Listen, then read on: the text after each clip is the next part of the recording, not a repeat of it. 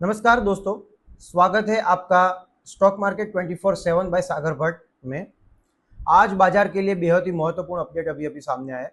एक तरफ आरबीआई की पॉलिसी में कोई बड़ा बदलाव देखने को नहीं मिला है, पॉलिसी जो है वो बिल्कुल अनचेंज रही है।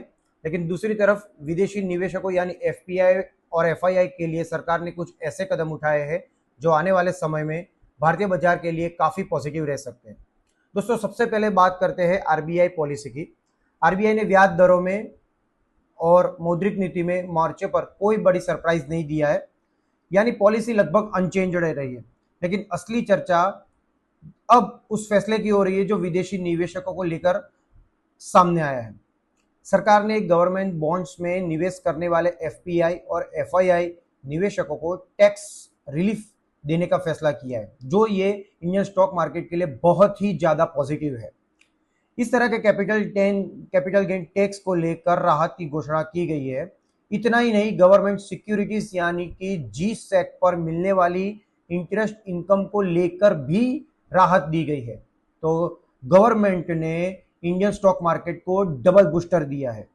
सबसे खास बात यह है कि यह निर्णय जल्दी से मतलब 1 अप्रैल से ही प्रभावी माना जाएगा। मतलब जो निवेश इन्होंने 1 अप्रैल से किया है उसके ऊपर ये लागू हो जाएगा। तो ये मार्केट के लिए बहुत ही पॉजिटिव न्यूज़ है। अब सवाल ये है कि इसका असर बाजार पर क्या पड़ सकता है।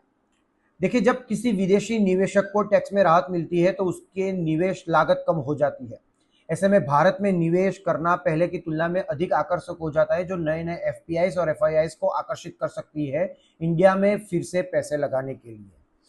इसके अलावा एक और बड़ा फैसला सामने आया है कि स्टॉक मार्केट में निवेश की सीमा 5% से बढ़ के 10% तक कर दी है, जो सोने पे सुहागा हो सकता है। अगर ये बदलाव पूरी तरह लागू होता है तो भारतीय पूंजी बाजार में विदेशी भागीदारी और भी बढ़ सकती है। मतलब एफआईआई अपना निवेश और बढ़ा सकती है। दोस्तों, पिछले कुछ महीनों में एफआईआई फ्लो को लेकर काफी उतार चढ़ाव देखने को मिला है, लेकिन अब सरकार ने इन कदमों को मकसद साफ दिखाई देता है। अब इंडियन गवर्नमेंट भी ये चाहती है कि जितना ज़्यादा हो सके एफआईआईज इंडियन करेंसी में और इंडियन मार्केट में इन्वेस्टमेंट अपना और बढ़ाए। अगर आने वाले समय में एफपीआई और एफआईआई अपना निवेश बढ़ाते हैं तो इसका सबसे ज़्यादा फायदा फाइनेंशियल सेक्टर और कैपिटल गेन मार्केट से जुड़ी कंपनियों को मिल सकता है। मैंने कल ही आपको मेरे वीडियो में बताया था कि HDFC bank, ICICI bank, SBI, BSc, CDSL और एंजल वन जैसी कंपनियों में निवेश की गतिविधियों में बढ़ोतरी आ सकती है। हालांकि दोस्तों, यह ध्यान रखना भी जरूरी है कि केवल एक खबर के आधार पर निवेश का फैसला नहीं लेना चाहिए। बाजार की दिशा global market, crude oil, RBI policy और एफआईआई फ्लो जैसी कई कारक एक्टिविटीज पर निर्भर रहती है। लेकिन फिलहाल इतना जरूर कहा जा सकता है कि आरबीआई पॉलिसी के बाद सरकार के द्वारा एफपीआई और एफआईआई निवेशकों को दी गई टैक्स में राहत उनको भारत में फिर से बुलाने के लिए ये एक बहुत ही पॉजिटिव न्यूज़ है।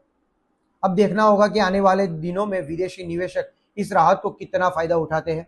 क्या भारतीय बाजार में नई तेजी का दौर फिर से शुरू हो सकता है? जब तक ये न्यूज़ हमारे सामने आई तब तक निफ्टी ने अभी 34 पॉइंट प्लस पे काम कर रहा है। एक बार निफ्टी 23,329 पे जाके अभी उसने रिकवरी दिया है, 23,450 के आसपास घूम रहा है।